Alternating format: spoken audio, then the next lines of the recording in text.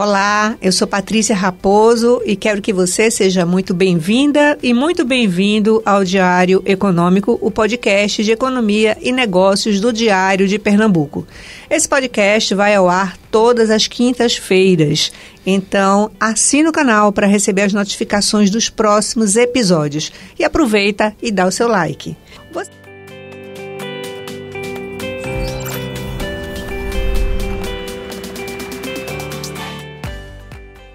Você sabia que o Recife tem o maior corpo consular do Nordeste? Pois é. Aqui nós temos 43 cônsules, ou 43 consulados. E esse será o tema de hoje da nossa conversa aqui no Diário Econômico. Fica comigo para você saber mais sobre esse assunto e entender como essa presença tão forte dos consulados estrangeiros podem ajudar a nossa economia e, quem sabe, o seu negócio. Quem estão comigo aqui, né, no estúdio hoje é uma presença muito ilustre. Primeiramente, é a cônsul da Holanda e ela é presidente da Aliança Consular do Nordeste, Anneline van der Hoek. É um prazer enorme lhe receber aqui. Seja muito bem-vinda, Anneline. Um prazer, Patrícia, estar aqui com vocês, né, e conversar um pouquinho sobre o corpo consular, que é aqui tão presente em Recife. Ela é holandesa de nascença, veio para cá novinha, vai contar um pouco dessa história, por isso que ela fala tão bem português, já sem sotaque, mas a fisionomia não nega que ela é uma holandesa, né? Olha só para ela. Bom, quem está também comigo aqui é o meu amigo Rainier Michel, cônsul da Eslovênia, que eu já tive a oportunidade de entrevistar outras vezes aqui sobre temas. Ele fala sobre muitas coisas. Sobre outros temas, vocês podem até ver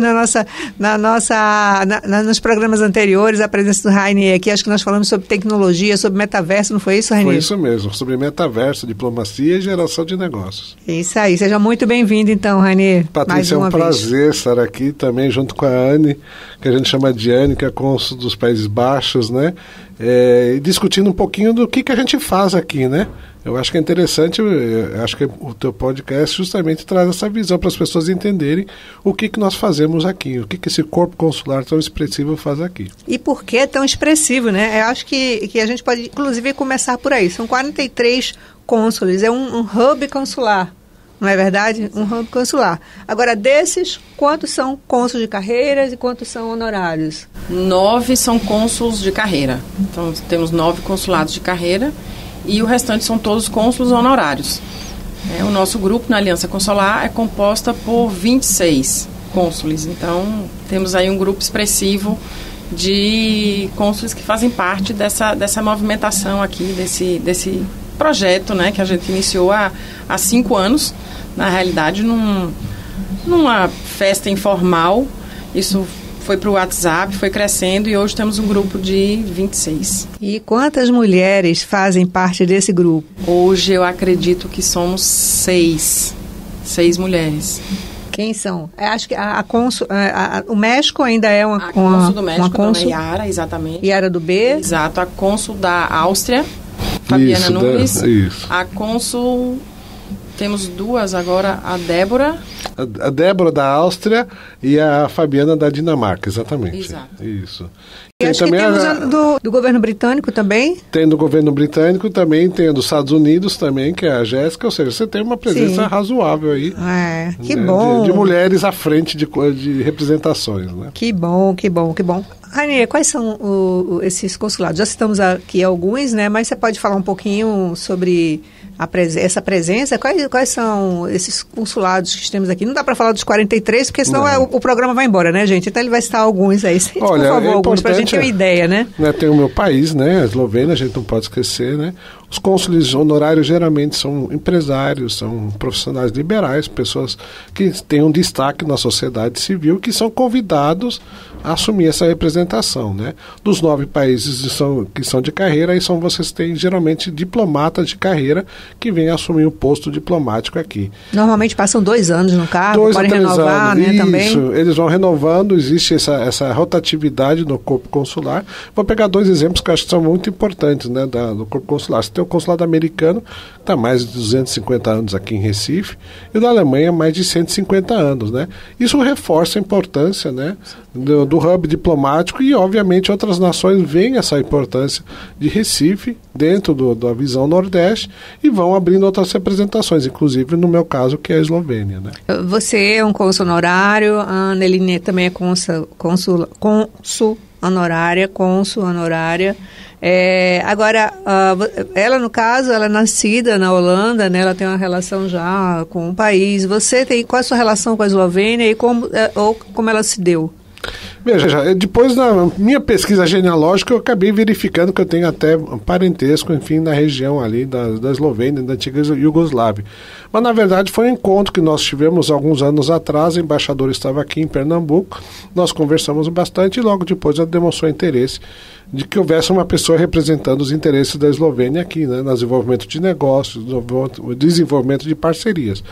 Então, existe um relacionamento familiar e um relacionamento empresarial para gerar negócios, né?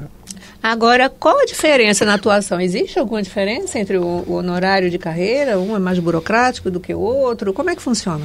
Existe. O cônsul de carreira, ele geralmente é um escritório grande, composto com vários funcionários, para emissão de visto, gerar negócios, né? No caso dos Estados Unidos, do Japão, da Itália, que também é muito forte. Então, e os cônsuls honorários não, nós somos honorários, estamos aqui representando o país para poder ajudar em questões de receber delegações, de negócios que vêm ao Estado, os próprios cidadãos que moram aqui, que estejam com problemas, tirar dúvidas. No meu caso, eu faço também a chancela do atestado de vida. Então, são N funções. E, claro, né, representar o país perante o governo. Então, sempre... quando existe um problema com um cidadão holandês, você entra em cena para tentar ajudá-lo. Exato. Eu sou contactada, eu sou a primeira pessoa contactada, né? Tanto se perder um passaporte, eles entram em contato comigo, a gente consegue emitir um passaporte de emergência para que ele possa sair do país. Vocês também devem funcionar como um canal para negócios, né? Se existe algum empresário querendo investir aqui na região, ele vem direto para você, como é que funciona? Eles são contactados através da embaixada, aí, inclusive, nós tivemos uma delegação de 9 empresas grandes que vieram fazer uma visita à AENA, né, o Aeroporto Internacional do Recife, e eles vieram trazer tecnologia para o aeroporto, sustentabilidade, questão de bagagem, Sim. questão de check-in, e isso foi há 2 semanas atrás, mais ou menos, e foi muito positivo. Eles chegaram no aeroporto mesmo houve as apresentações, e eu acho que muito provavelmente vai surtir muitos efeitos, porque a expansão do aeroporto hoje, ela está sendo expandida para até o final do ano de 9 milhões para receber 15 milhões de passageiros. Então, existe aí um trabalho sendo feito que eu acho que vale ressaltar que o Estado deve ter bons olhos para isso, porque precisamos não somente dos passageiros, mas a gente vai precisar de infraestrutura, segurança, saúde, né, boas rodovias. Então, temos muitos holandeses aqui, Aneline? Não, somos em torno de 18 hoje. São mais pessoas já aposentadas que escolheram vir morar no Brasil. Aqui em Pernambuco? Em Pernambuco. E o turista? O turista holandês vem para Pernambuco? Vem. Está melhorando, né? A gente vê que existe uma procura maior. Inclusive, vai ter um campeonato internacional de kitesurf no Litoral Norte, no final do ano, em setembro. E já existe uma procura bem expressiva de holandeses. Para participar desse... E as relações históricas, né? Quanto Maurício de Nassau pesa aí essas relações históricas para atrair os holandeses para cá? Seja do ponto de vista de negócio como de turismo, né? Porque você pode falar de turismo muito bem. Você tem um hotel ali na Ilha Itamaracá, o Hotel Orange, né? Então você pode falar bem sobre esse assunto. Maurício de Nassau deixou um legado muito forte, né? Eu, coincidentemente, estou ao lado do Forte Orange, né, mas Recife e Olinda tem muito a agradecer, né, a presença de Maurício de Nassau, que eu costumo dizer que ele deixou bons frutos, deixou boas obras, né, o Recife antigo aí cheio de marcas, né, de décadas que estão ali presentes do período holandês, a sinagoga, o Forte das 5 Pontas, o Forte do Brum, enfim, muita história e muitas coisas boas que foram deixadas pelo legado holandês da época. Agora, você acha que esse legado ele é bem aproveitado sob o ponto de vista turístico? Não. Ele não poderia ser explorado mais. Existem tantas formas de se fazer turismo.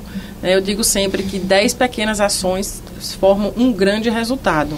Então, pequenas reformas, pequenas apresentações, a forma de levar isso para o turista para fora, não só para a Holanda, mas para toda a Europa, para todo mundo, seria dar mais visibilidade a isso. Essa história, né? Como Exato. os holandeses ajudaram a construir esse estado aqui, né? Exato. O Recife Antigo é prova disso, né? Que era um istmo muito estreito e foi se alargando e foi se construindo e foi se trocando, né? A história do boi voador da época de Maurício de Nassau, né? Que ele queria terminar a ponte sem verbas, então ele fez o boi voar para conseguir, né, dinheiro para concluir a construção de uma ponte que hoje ainda é a ponte que existe, né? Verdade. E a Eslovênia? Como é essa relação da Eslovênia com Pernambuco, Rainha? Ela não é tão antiga quanto a Holanda, né? Como os Países Baixos, mas ela é mais recente. O consulado está no 6º ano. Né? Nós temos uma comunidade de descendentes de eslovenos mesmo. São muito poucos, eu acredito que no máximo são 2 ou 3 pessoas que nós conhecemos. Então, mas tem um legado bastante interessante, né? Você tem hoje a família Burle Marx, por exemplo, do paisagista, né? Ela tem relacionamento sanguíneo com os eslovenos que estão aqui. Então, quando você olha um jardim espalhado de Burle Marx espalhado por Recife, você também tem uma herança aí eslovena que é muito pouco conhecida, muito pouco pesquisada. Mais recente, nós tivemos um trabalho bastante interessante de um livro bilíngue, né? Em português e esloveno, inclusive com ilustrações com Pablo Borges, né, que está sendo hoje utilizado na rede municipal aqui de Recife. Então é um trabalho muito interessante, muito legal, de forma bilíngue, para trabalhar as duas culturas. Então você pega uma história eslovena com toda a criação de visual, né, com uma raiz, com DNA pernambucano, nordestino do livro. Então você tem várias ações também. O que determina a abertura de um consulado? Seria um consulado oficial, quando o cônsul é de carreira, é assim que chama? Como é que chamam? O consulado honorário, o cônsul é honorário, mas é chamado de consulado. Mas assim, né? A presença física do consulado, porque nesse caso a de vocês é uma presença virtual, não é isso? O consulado honorário é uma presença... tem estrutura física desse consulado? Tem. A gente tinha um escritório físico aqui em Recife, né? Até antes da pandemia. E com a pandemia eu levei o escritório para Itamaracá. Então o escritório é lá, porém a gente faz todos os atendimentos presencialmente aqui em Recife. E o que é que determina que ele possa se tornar que você possa se tornar uma cônsul de carreira? São as relações econômicas? O que é exatamente que contribui para isso? Uma cônsul de carreira, eu acho que não seria o caso, porque só existe hoje a embaixada em Brasília e as representações mais fortes são São Paulo, Rio de Janeiro e Porto Alegre. Então, aqui no Nordeste, a minha jurisdição é Pernambuco, Alagoas e Paraíba. E aí temos Rio Grande do Norte, mais uma colega cônsul, Ceará, outra cônsul, e somos 15 cônsuls no Brasil todo, né, da Holanda. E até uma particularidade que eu queria dizer, que houve uma reivindicação do povo holandês há mais ou menos uns 5 anos atrás de não ser mais chamado país de Holanda. Porque a Holanda é um distrito, Holanda do Sul e Holanda do Norte. Não seriam os Países Baixos. Sim, Países Baixos. Sim. Então hoje assim, tudo é voltado para a mudança, até a logomarca, né, que eram as tulipas, foram mudadas e hoje é Países Baixos. Inclusive, há alguns dias atrás, um ministro dos Países Baixos esteve no Ceará para assinar um protocolo para a instalação de hidrogênio verde, alguma parceria de hidrogênio verde com o Porto de Pecém, e Pecém se tornando, na verdade, a criação de um corredor de hidrogênio verde. Exato, que eles estão fazendo entre o Ceará e os Países Baixos, né? Para poder explorar esse mercado. Como vocês observam essas movimentações econômicas? De que forma os governos eles têm se comportado diante das oportunidades que os consulados oferecem nesse sentido, como aproveitou muito bem o Ceará, fazendo esse relacionamento lá com os Países Baixos? Patrícia, eu sempre gosto, e você colocou muito bem, a gente trabalhar com boas práticas, né? Cada estado tem a sua estratégia, assim como os nossos países têm as suas estratégias. Então a ideia é que os estados, o poder público e privado, entendam o que cada um dos países aqui representados tem de interesses. O interesse da Eslovênia é diferente da Holanda, dos Países Baixos, da Alemanha, enfim. Existem interesses que são interesses econômicos e sociais. O Brasil e cada estado também tem os seus interesses para o seu desenvolvimento econômico e social. Se não houver um bom entrosamento entre o poder público e o poder privado, junto com o corpo consular, não existe entrosamento. Não existe troca de informação. Por exemplo, eu vou pegar um exemplo que eu acho que é muito interessante. São Paulo tem feito um trabalho na questão da diplomacia e na paradiplomacia que é fantástico. Você já teve vários que chamam roadshows, que são atividades para o estado de São Paulo se vender na Europa recentemente, trazendo investimento para São Paulo, trazendo desenvolvimento econômico e social, porque o desenvolvimento não pode ser só um aporte financeiro. Você tem que ter um impacto positivo social para as pessoas, para a melhoria da qualidade de vida. Então, cada país tem a sua estratégia, assim como o Brasil tem a sua estratégia na diplomacia, os estados também têm. Se não houver um bom diálogo entre o poder público estadual, municipal, os consulados e os empresários, você não tem desenvolvimento. Recentemente, Aneline, houve um evento em Pernambuco para anúncio de investimentos da Heineken, acho que é a única, talvez uma das únicas empresas holandesas, aliás, empresas dos Países Baixos, né? Inclusive, eu apresentei como a cônsul honorária da Holanda, mas o certo seria dos Países Baixos, né? Então, corrigindo aqui o meu erro. Houve esse investimento, né? Voltando então ao tema, houve esse investimento e 1,2 bilhão para ampliação lá da produção, nova linha de produtos. Você esteve presente nesse evento? Não estive presente. Ah, não? Mas por que você não esteve presente? Não, eu vi pelas redes sociais, né, a ampliação da planta de Igaraçu, que vai ser muito positiva, mas eu não estive presente. Não foi convidada? Não. Então aí falhou, né? Aí houve uma falha aí protocolar, digamos assim. É isso, Rainer? Eu acho que é importante o seguinte, existe uma coisa que chama protocolo. Protocolo não tem que ser uma coisa enfadonha, chata, mas tem que ser seguido. Né? Por exemplo, 7 de setembro, parada de 7 de setembro, o corpo consular é convidado. Né? Uma forma de respeito ao país, ao Estado, à celebração. Então o governo do Estado convida o corpo consular. Vem uma inauguração de uma empresa de um país, é de bom grado, é de protocolo você convidar o representante consular. Né? O governo do Estado, a gente voltamos às boas práticas. Né? Por exemplo, a Assembleia Legislativa aqui de Pernambuco tem uma comissão de relações internacionais. Nós não temos ainda uma comissão de relações internacionais na Câmara dos Vereadores, na capital. Né? Nós tínhamos na gestão passada Gilberto Ferreira Neto, que era o secretário executivo de Relações Internacionais do governo do Estado, que fazia essa interface conosco. Então eu gosto sempre de lembrar das boas práticas. Eu volto a dizer o seguinte, se não existe diálogo, não existe investimento. Aí você vai falar, bom, mas o exemplo da Heineken é um investimento, mas podia ter sido maior. Ou podia ter sido outros investimentos. Porque lembra que o cônsul, ele, apesar de nós sermos honorários, nós estamos aqui representando os interesses do país. Nós fazemos relatórios para as nossas embaixadas. Esses relatórios vão para o Ministério. E se não existe uma interação entre o poder público privado com o corpo consular, o que eu coloco no relatório?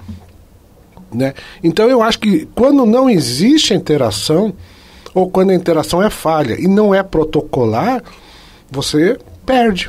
E como você vai mensurar o que perdeu? Porque através de um investimento pode vir outros, né? Que é o caso da AENA, né? Que vieram 8 empresas. Eu espero que algumas fechem contrato, né? Tanto aqui em Pernambuco como nos outros aeroportos que a AENA está administrando. Você teve oportunidade recente de trazer um representante do governo dos Países Baixos para tratar de tecnologias, de soluções para inundações no Recife, não foi isso? Exato. Conta um pouquinho de como foi. Nós recebemos uma carta, né, da Prefeitura do Recife em 2018, após as fortes chuvas, né, e todo o que aconteceu, pedindo que a Holanda, por ser bem, né, os Países Baixos, por ser bem administrar bem, né, essa coisa. Administrar essa questão de águas, pelo fato de a gente estar abaixo do nível do mar. E eu entrei em contato com a embaixada e o Ministério da Holanda disponibilizou um time, que é o Dutch Risk Team, para poder vir a Recife e fazer um projeto. Né? Isso seria para prevenção e redução de impactos dos desastres climáticos. Esse projeto foi feito, já está em fase final de conclusão e vai ser apresentado à Prefeitura do Recife para ser realmente implantado, porque o projeto foi feito a custo zero pelos Países Baixos, então agora cabe à Prefeitura fazer isso. E diante disso, o Estado demonstrou muito interesse, a governadora, para poder implantar também esse projeto de redução de riscos climáticos, né, os morros que tem, as fortes chuvas, né, os alagamentos que Recife sofre tanto, para puxar isso também para a região metropolitana. É interessante como essa questão climática tem chamado a atenção recente dos governos, né? Depois dos últimos episódios aqui no Brasil, nos últimos 2, 3 anos, né, esses grandes desmoronamentos, alagamentos, Exato. Mortes, parece que o poder público realmente começou a olhar com mais seriedade para esse assunto, né? Que bom, então, que isso avançou. Porque é uma questão que você não consegue resolver em poucos meses. É uma questão de um estudo que tem que ser feito e tem que ser implantado esses projetos e tem que ser feita a manutenção. O que a gente percebe muito aqui é a falta de manutenção, né, nos canais, nas drenagens, na prevenção de muita coisa que pode ser feita para evitar desastres climáticos. Como é que o corpo consular observa aspectos da nossa economia? Por exemplo, nós temos aí uma ferrovia que volta à pauta de discussão, a Transnordestina, há quase 2 décadas tentando ser implantada e não sai do papel. Nós temos o arco metropolitano, que ajudaria não só empresas, mas também o turismo, beneficiaria o turismo, né? Tem os aspectos positivos também. Nós temos aí polos bastante desenvolvidos e em crescimento, como o litoral sul com o Suape, o litoral norte com a Stellantis, né? Como vocês observam isso? Patrícia, veja, até retomando um pouquinho da última pergunta, a questão do poder público, eu não posso deixar de mencionar que a vice-prefeita Isabela Rodão, ela hoje ocupa justamente um cargo de coordenação das relações internacionais. Isso é muito importante, né? Então, veja, todo o planejamento estratégico de uma cidade, ele tem que ser informado ao corpo consular. Porque eu volto a dizer o seguinte, cada país tem a sua estratégia. Eu não sei qual é a estratégia de Pernambuco ou de Recife se ela não for apresentada para o corpo consular. As federações de indústrias, associações comerciais, da mesma forma, se tem estudos, devem apresentar para o corpo consular, porque eu vou mandar isso para a minha embaixada, a embaixada manda para o ministério e faz o trabalho dela. Agora, se esses estudos, esses trabalhos não são divulgados, não são apresentados, nós não temos argumentos, né? Porque daí o que acontece? O investimento só vai acontecer quando você tem uma junção dessas duas informações. E informação é tudo, né? É importante até, porque como empresário a gente também montou, alguns anos atrás, 5 anos atrás, um think tank, um grupo de estudos chamado IPERID.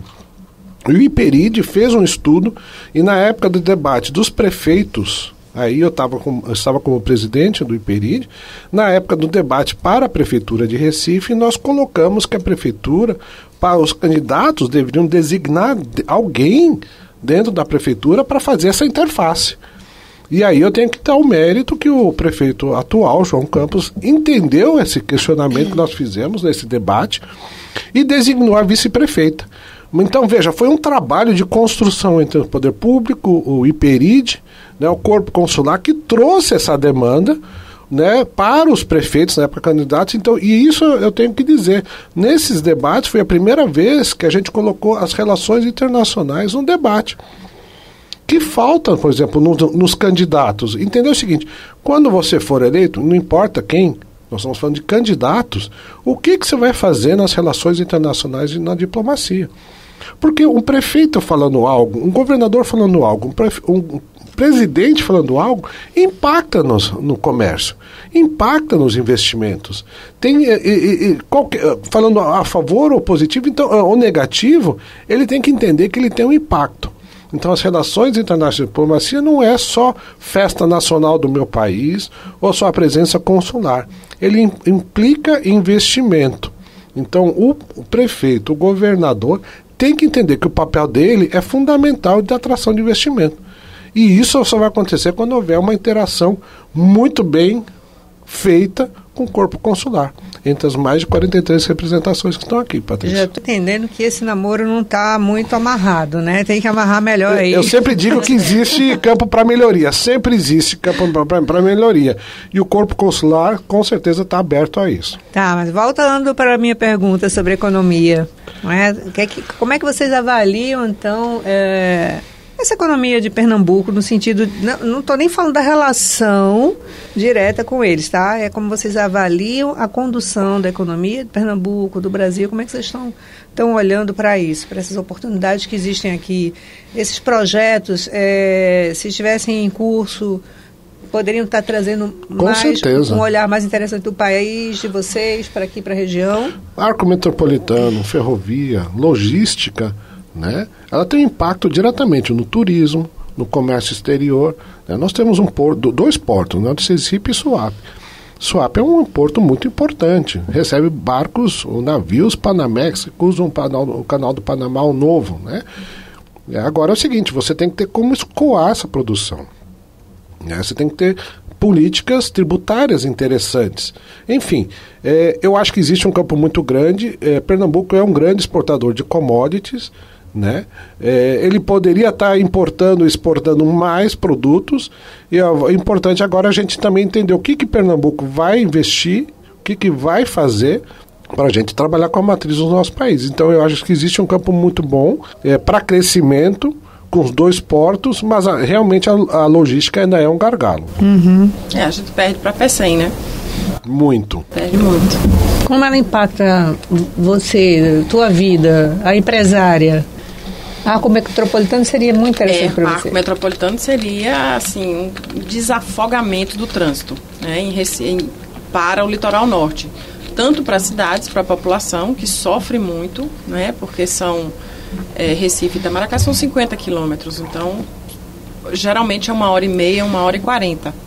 Porque existem muitos caminhões da Fiat, caminhões de todas as cervejarias, querendo ou não, Hemobras também. Então, todo esse escoamento para Suape é feito pela BR-101 e passa por Igaraçu e Abreu e Lima. Então, a gente sente ali que o gargalo atrapalha. O turista, ele deixa de ir por conta do tempo que ele passa em trânsito. O transfer é muito longo. Então, a gente precisa fazer essas melhorias para poder o Estado desenvolver. Como o Ranier disse, a logística, infraestrutura do Estado, ela precisa ser realmente muito implementada.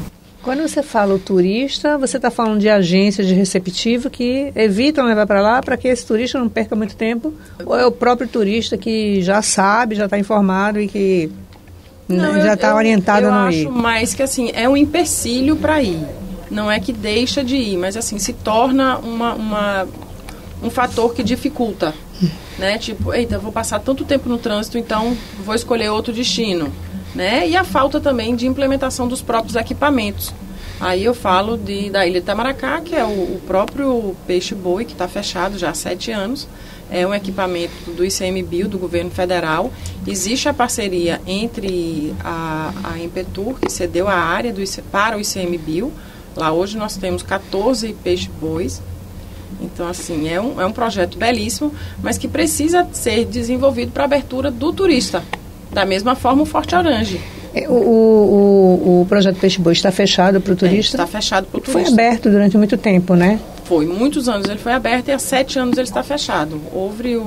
Interromperam a parceria com a Petrobras e o ICMBio e a ONG que estava lá encerrou as atividades. E por isso está fechado. É uma pena, né? Você tem um atrativo desse ali e não poder explorar, né? E como está o Forte Orange? O Forte Orange está aberto, a prefeitura que tem a gestão, mas pode ser implementado. Temos peças que foram escavadas em 2003 pela arqueologia, que houve uma parceria entre o Brasil e os Países Baixos. As peças estão guardadas porque falta incentivo de se fazer um museu.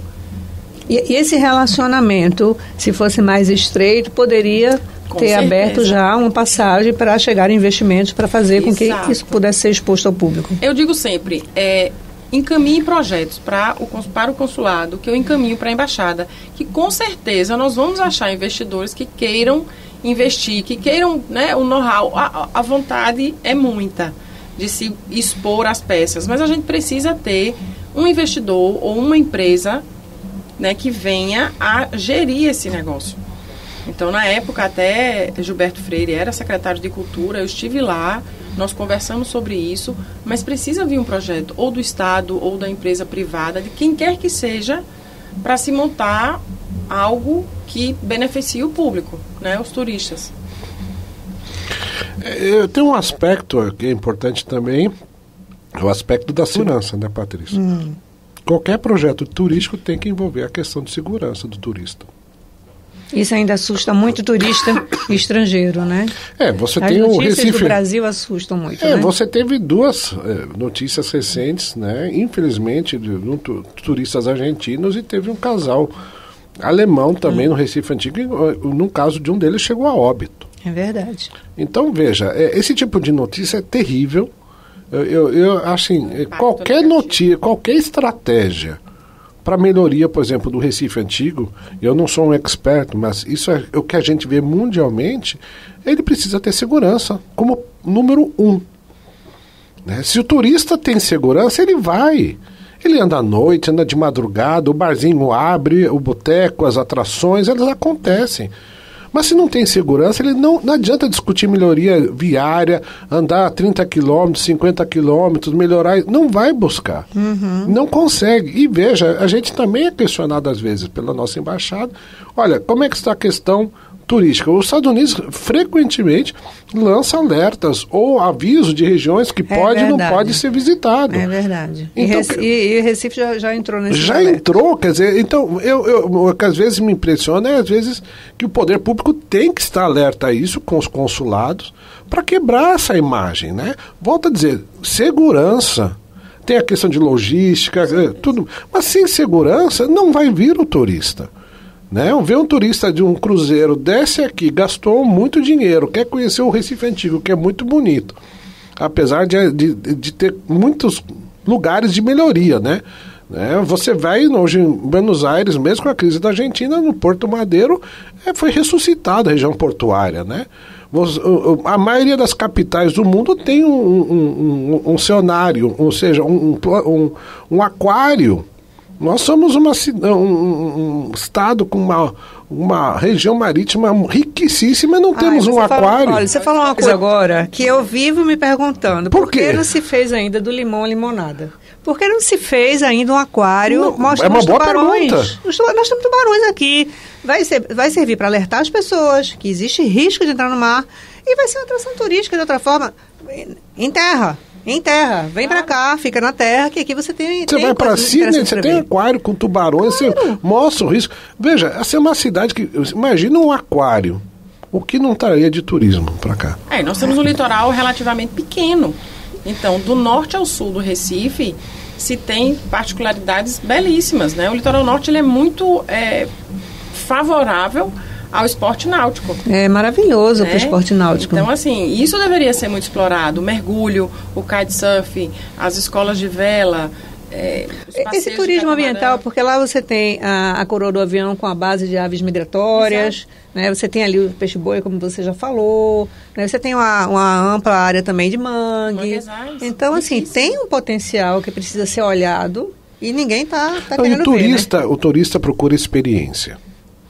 Veja, praias bonitas nós temos em muitos lugares do mundo para competir conosco. Né? E a gente vende o Estado. A gente, como representante consular, a gente vende o Estado. Mas o que acontece? Esbarra em algumas questões. A questão da logística, do acesso, da segurança. Mas o turista quer uma experiência diferenciada. Ele quer conhecer o mangue, vivenciar o mangue, ver um peixe-boi. Isso que ele procura. Você entendeu? Não adianta só fazer um voo, né, com drone mostrando a beleza. A gente sabe da beleza. Não adianta só uma praia bonita, porque a pessoa não vai ficar lá 12 horas, né, quarando no sol. Cultura. Vai querer fazer outras coisas, né? Outro dia eu vi uma coisa muito interessante, sem demérito aos nossos amigos argentinos, mas uma análise, eu não sei quem falou, mas a Argentina tem 2 grandes ritmos, o tango e um outro. Aí ele falou, poxa, Pernambuco tem mais de 26 ritmos. Deveria ser explorado. Deveria ser explorado. A cultura aqui de Pernambuco é riquíssima. Maracatu, né? Samba de roda, ciranda, forró, coco, baião. Exato. Tem material em inglês? Tem material em outras línguas para vender? Nós temos que vender isso, né? E o turista gera renda, né, Rainê? Porque é estatisticamente comprovado que um turista ele gera 6 a 7 empregos diretos, entre diretos e indiretos.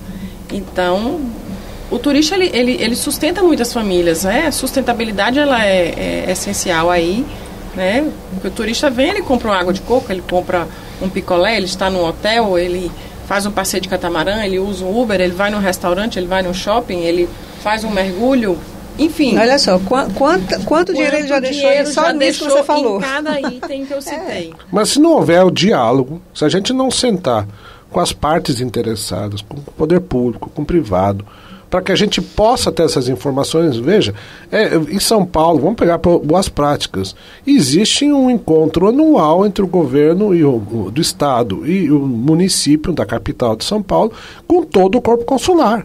Não é com alguns, é com todos. Os governadores costumam ir aos eventos que vocês fazem? Não me recordo de ter um na Eslovênia. Não, os Países Baixos também não me recordo. Pois é, né? E prefeitos também não? Eu estou falando de anos. Não me recordo.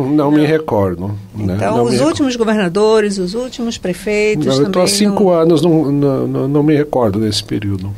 Eu me recordo que um cônsul honorário, que teve uma presença aqui uns 4, 5 anos atrás, uma figura muito atuante, não preciso dizer quem é, mas ele me disse que ele nunca havia chegado num local para demorar tanto a ser recebido pelas autoridades. Então, ele estava falando dos poderes locais. Ele procurava essas pessoas insistentemente para se apresentar e não conseguia ser recebido. E ele estava muito indignado com isso, porque ele disse, isso não é comum acontecer. Eu não entendo por que isso acontece aqui. E ele veio me perguntar, eu disse, olha, eu não tenho a menor ideia. Isso aí eu não posso perguntar a Rainier, porque ele entende mais dessa história do que eu. Mas é isso mesmo? Patrícia, veja, eu sempre digo, existe espaço para melhora. Né? O governo do estado tem as suas ferramentas, tem os seus projetos, tem as suas secretarias. Eu acho que seria muito salutar para o desenvolvimento econômico do estado, pelo menos 2 encontros anuais com todo o corpo consular, não com alguns, com todos. Porque ela vai escutar o governo, a governadora, o prefeito, seja quem for, vai escutar, ok, cada país você já leva. Olha, a Eslovênia tem essa área de interesse de investimento. Os Países Baixos têm esse investimento. E aí nós vamos escutar do poder público, do executivo, olha, Pernambuco tem essa visão estratégica para os próximos 4, 5 anos. Recife tem essa visão estratégica. O que eu vou fazer com isso? Eu vou pegar esse documento, vou mandar para a minha embaixada e fazer o encaminhamento. Mas eu não tenho nada para encaminhar no momento. E eu gostaria muito, porque a gente está aqui, precisa apoiar o desenvolvimento e apoiar também a Eslovênia dentro do desenvolvimento. Mas eu preciso ter um documento, eu preciso ter uma informação, eu preciso ter um planejamento estratégico, ter uma visão de futuro. Uhum. Eu preciso ter algo, né?